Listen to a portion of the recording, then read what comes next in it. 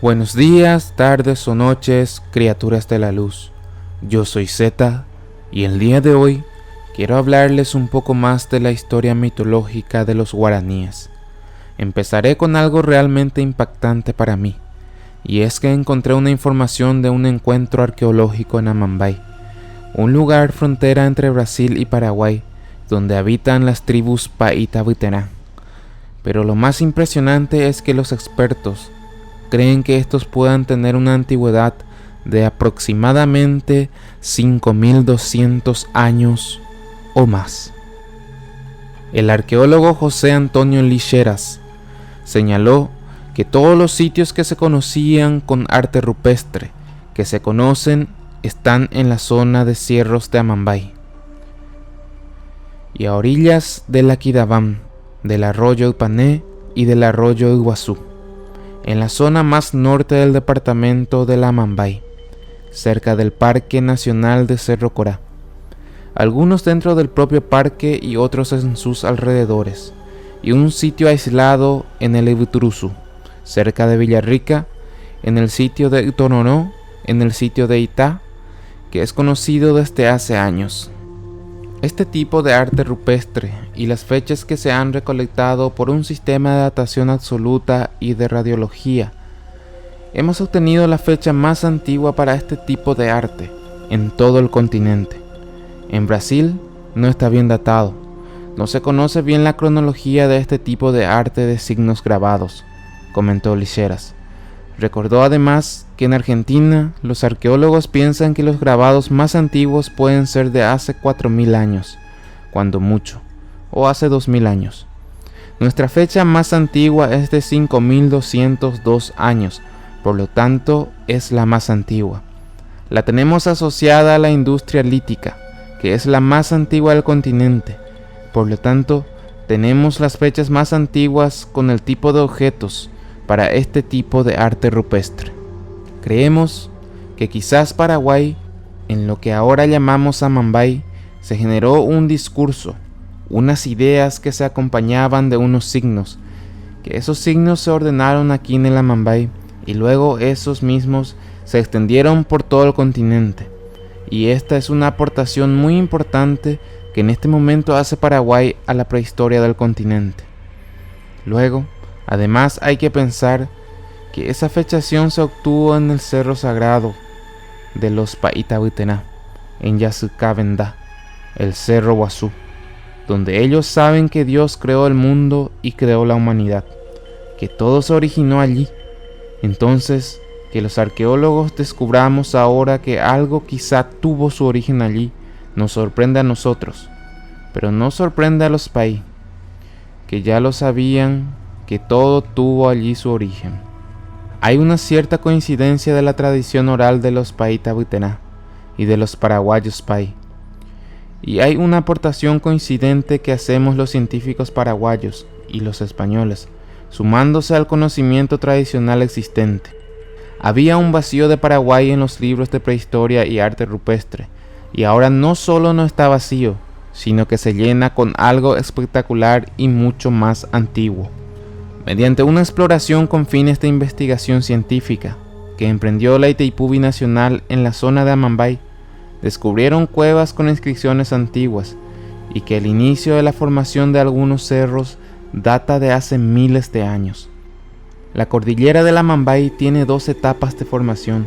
Las partes de las cuevas que presentan las esculturas son de arenisca basáltica, de origen magmático, una de las más antiguas del Paraguay y la región. El inicio de una lenta evolución de estos cerros se podría fechar en unos miles de años aproximadamente, indicó la arqueóloga Mirta Alfonso, que forma parte de la expedición iniciada. La exploración arqueológica y antropológica en la zona de Amambay inició mediante la División de Educación Ambiental de la Itaipú. Algunos de los lugares ya recorridos fueron conocidos parajes tales como Itaguazú, Cerro Punta, Yacyretá, Aranoqué y Cerro Corá. Durante el recorrido encontraron cuevas con inscripciones desconocidas en una zona que estuvo y está habitada por indígenas de la familia Pai. quienes justamente alertaron sobre la necesidad de preservación y cuidado estatal de la zona. Los petroglifos de los cerros locales guardan una estrecha relación con la cultura de los aborígenes de la zona, según opinó la profesional. Agregó que existen similitudes con trabajos hallados en cavernas al sur de Francia. Lo único que sin temor a equivocarnos podemos afirmar es que muchos años antes de la llegada de los españoles ya habían culturas por acá, y los pueblos de esta época demostraban su culto y trataron de transmitir algo que queda por descubrir, dijo según detalla un comunicado oficial de la entidad. La arqueóloga resaltó el hecho de la presencia de la comunidad nativa en la zona, porque ellos realmente quieren lo suyo como algo sagrado. No sé ustedes, pero esto podría ser el secreto para entender mejor la llegada de nuestros antepasados en este continente. Suponiendo que hubieran venido de Asia, por ejemplo, y que no hubieran estado desde el inicio aquí, ya que siento yo que tenemos cierto parecido a los asiáticos. ¿O qué opinan ustedes? Continuando con la historia, los Paintahuitera, también conocidos en Paraguay como Caaguás del Norte, Caaguás Terenovés, Tellis Abás y un montón de nombres más que se podrían mencionar, pero ni al caso se van a acordar, así que mejor les digo que son un pueblo guaraní que habita principalmente en Paraguay y Brasil, y unos pocos también se encuentran entre los biás de la provincia de Misiones en Argentina, en donde la denominación Caiguás que dio lugar al topónimo departamento Caínguas. El idioma Paitahuitena pertenece, sí, porque tienen su propio idioma primitivo que pertenece a la familia tupí-guaraní, grupo tupiná-guaraní, subgrupo guaraní, y contiene los dialectos tehuí, tembecuá y caiguá. Realmente no pretendo ser un experto en esta parte, pero es increíble que hayan tantos idiomas dentro del grupo englobado en los tupíes guaraníes, que se subdividen en tres grandes grupos: Ibuputeguá, Bergoguá y Ibupopiguá. Los dos primeros en Paraguay, sobre la margen derecha del río Aquidabán, y el tercero a la izquierda de ese río en territorio de Brasil. El etnónimo Paitahuitena significa habitantes del pueblo del centro del mundo, ya que en su territorio se encuentra el Cerro Guazú de la cordillera de Amambay, llamado por ellos Yasucabendá, que es considerado por los guaraníes como el lugar en donde comenzó la creación del mundo. En Paraguay viven entre los ríos Apa y Yeyuy, y en el alto río Ipané y el alto Aquidabán. Se agrupan en 39 comunidades en los departamentos de Amambay, principalmente distritos de Pedro Juan Caballero, Bellavista y Capitán-Bao. También en Concepción, distritos de Concepción, Orqueta y Huillau. San Pedro también, distrito de Guayaibí, y Canindeyú, distritos de Gatumí y Itanara. El segundo censo nacional indígena del Paraguay en 2002, sí, lo sé, es bastante viejo, resultó en 12.964 paitahuitenás, pero de acuerdo a los resultados del tercer censo nacional de población y viviendas para pueblos indígenas del 2012, 10 años después, son 15.097 paitahuitenás, lo que significa que al menos subieron en población en esos 10 años. Y eso es bueno, de los cuales 11.655 están en el departamento de Amambay, 1.869 en el departamento de Concepción y 1.182 en el departamento de Canindeyú, y 391 en el departamento de San Pedro. Un poquito. Y se preguntarán por qué estoy hablando de tantos datos randos, pero quiero darles a conocer la mitología guaraní pura de un pueblo antiguo, realmente, y que en la medida de lo posible no esté contaminado de otras circunstancias de la historia que ya voy a mencionar en breve. En Brasil son denominados Caiuás, ojalá realmente lo esté pronunciando medianamente bien. Estos habitan principalmente en el estado de Mato Grosso do Sul, entre los ríos Iguatemi o Ivinhema, hasta el río Paraná, y en menor medida en el estado de Paraná. Según estimaciones de la Fundación Nacional del Indio y la Fundación Nacional de Salud, según estimaciones de la Fundación Nacional do Índio y de la Fundación Nacional de Saúde, existen 31.000 caiuás viviendo en Mato Grosso del Sur. O sea que en realidad es un poco más que en Paraguay. O sea, el doble que Paraguay. En 1910 el Estado brasileño creó el Servicio de Protección a los Indios, que entre 1915 y 1928 estableció 8 reservas con 3.600 hectáreas cada una, destinadas a los Kiowas y Ñandebas del actual Mato Grosso. Posteriormente esas reservas sufrieron reducciones de sus territorios. ¿Por qué? No hay por qué.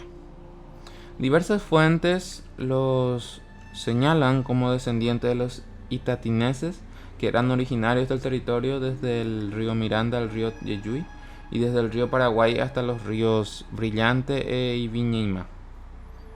Desde mediados del siglo XV, algunos grupos emigraron hacia las estribaciones orientales de la cordillera de los Andes. Los itatines acompañaron en 1524 a Alexio García en su incursión sobre el imperio incaico, por ejemplo, y luego participaron de las entradas al Chaco Boreal de Domingo Martínez de Irala, Juan de Ayolas y Ñuflo de Chávez. En 1593, los jesuitas, Juan Saloni y Marcial de Lorenzana, evangelizaron la región de Itatín antes de continuar viaje hacia Guaira.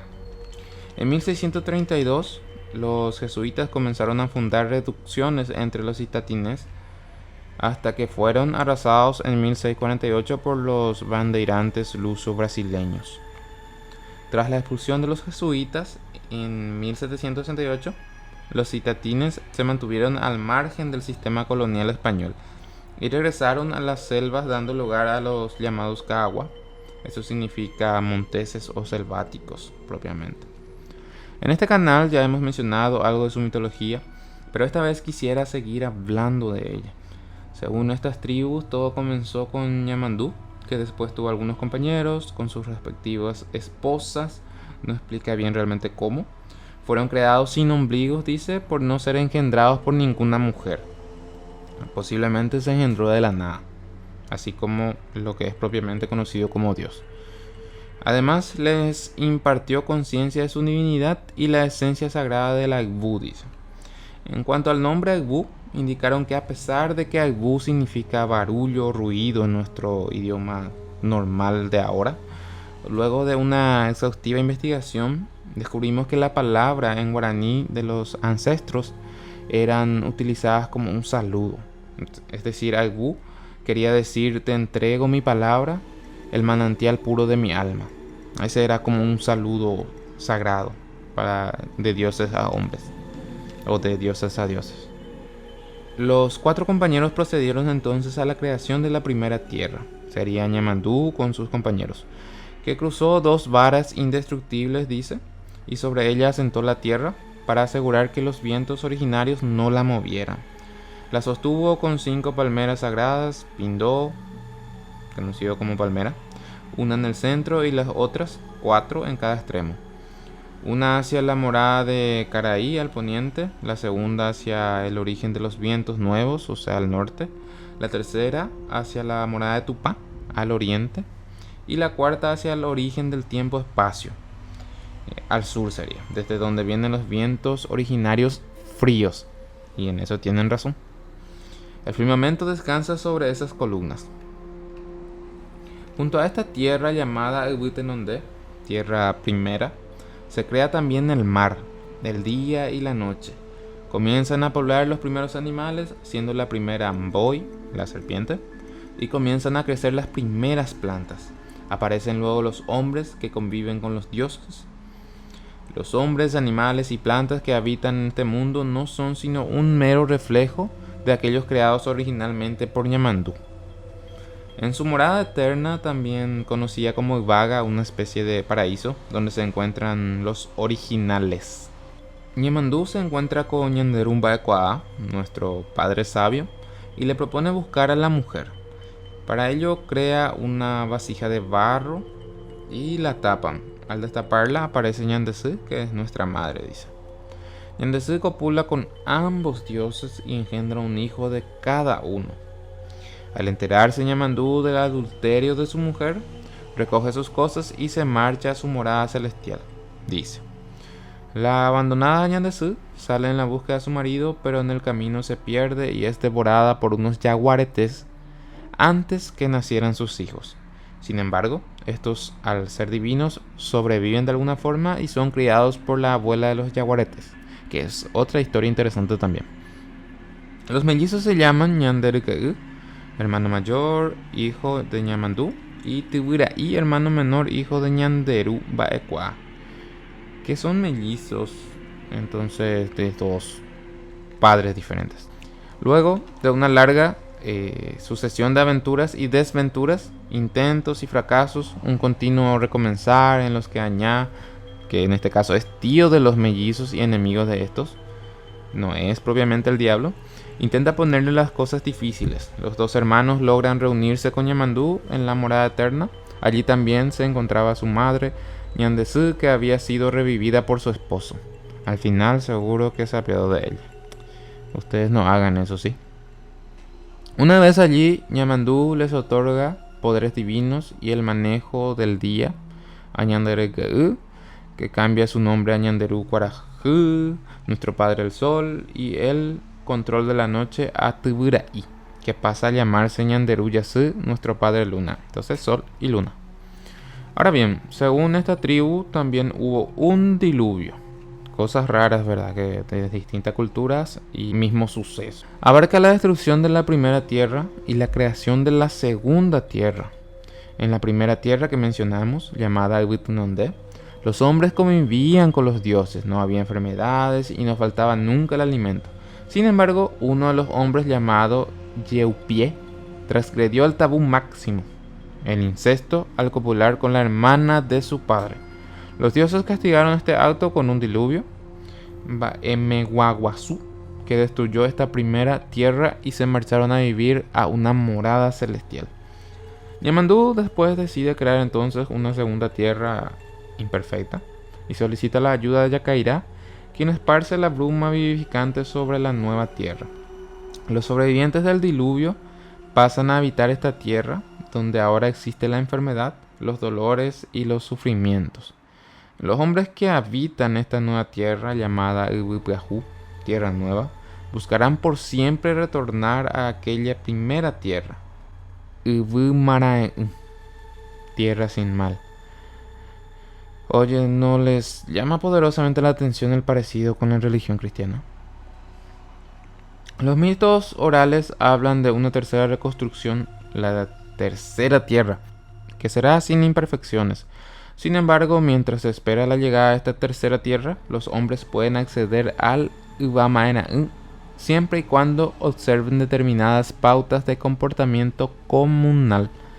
En aquella mítica tierra no existirá ningún castigo, no habrá desventuras ni padeceres, nada se destruirá. La figura central en la mayoría de las leyendas guaraníes de la creación es Tupá, Tupá en guaraní, el dios supremo o dios del trueno. Con la ayuda de la diosa luna Arasú, Tupá descendió a la tierra en un lugar descrito como un monte en la región de Areguá. Desde ese sitio creó todo sobre la tierra, incluyendo el océano, la flora y los animales. También colocó las estrellas en el firmamento. Pero aquí tengo que aclarar que Tupá, para los más antiguos, prejesuitas, no es el único dios, sino uno de los grandes dioses que forman parte del staff celestial. El mito de la creación del hombre aparece con esta figura a partir de la acción evangelizadora de los jesuitas en el siglo XVII, que fusionaron diversas historias y leyendas de héroes míticos guaraníes para que encajaran con lo relatado en el Génesis, obviamente. Con respecto a la antropogenia, luego Tupá creó a la humanidad en una elaborada ceremonia en la que formó estatuillas de arcilla representando al hombre y la mujer, pero esa historia ya la conocen. Luego de soplar la vida en estas formas humanas, los dejó con los espíritus del bien, Anga Tupurú, y del mal, Taú. La primera raza así creada serían los guaraníes, de quienes se originaron los demás pueblos. Otra historia muy conocida es la de Taú y Queraná, cuya historia ya relatamos también detalladamente en los videos del canal. Los humanos creados por Tupá se llamaron Lupabé y Sipabé, nombres que significan padre de los pueblos y madre de los pueblos respectivamente. La pareja tuvo 3 hijos y un gran número de hijas. Otros personajes importantes son Tumearandú, primer hijo considerado el más sabio de los hombres y el gran profeta del pueblo guaraní. Marangatú, segundo hijo, un líder generoso y benevolente, padre de Keraná, madre de los 7 monstruos legendarios del pueblo guaraní, cuya historia también ya contamos aquí. Yapeusá, tercer hijo que desde su nacimiento fue considerado un mentiroso, un ladrón y un tramposo, siempre intentando engañar a la gente y sacar el máximo provecho de ellos. Finalmente este se quitó la vida ahogándose, pero fue resucitado en forma de cangrejo. Desde entonces todos los cangrejos fueron maldecidos, teniendo que caminar hacia atrás como Yapeusá. Creo que esto va más para los que tienen mar. Por eso, hija que destacó por sacrificar su propia vida para librar al mundo de uno de los 7 monstruos legendarios. Esta historia la tenemos completa en el canal también, donde ella se sacrifica para eliminar a los 7 hijos malditos de Tau y Keraná. Es épica la batalla, así que se las recomiendo. Otro que creo que no conocen sería Pitá y Monotí, mellizos que se pelearon entre sí y fueron castigados por Yara, dios del sol. No entiendo por qué su nombre suena a agua, pero es sol, pero así lo encontré. Continúa diciendo que estos, tras un abrazo interminable en modo reconciliación, mutaron lentamente en troncos hasta perder sus formas humanas. Se cree que algunos de los primeros humanos ascendieron después de su muerte para transformarse en deidades menores. Después está el Pombero, en guaraní Pombero, también conocido como Pomberito. Es una especie de duende o espíritu de la cultura guaraní que se encuentra en las zonas rurales principalmente. Pero según anécdotas sabemos que también te puede llegar a ti en tu ciudad. Esta es una leyenda propia del acervo cultural de Paraguay, aunque también es conocido en el noreste de Argentina, sur de Brasil, sur de Bolivia y norte de Uruguay. O sea, lo de siempre. Podríamos seguir hablando del tema, pero creo que muchas de estas leyendas ya las hemos conversado aquí. De igual manera, si quieres más historias detalladas de los seres poco conocidos de la mitología guaraní, házmelo saber en los comentarios. Y bueno, con esto seguramente ya tienen la cabeza bien explotada de mitología guaraní, así que nos vemos en el próximo video. Chao. Abajo del video tienes una opción que dice gracias, en donde puedes dejarnos tu aporte voluntario y por supuesto recibir un saludo muy especial. Nos vemos la próxima semana. Buenas noches.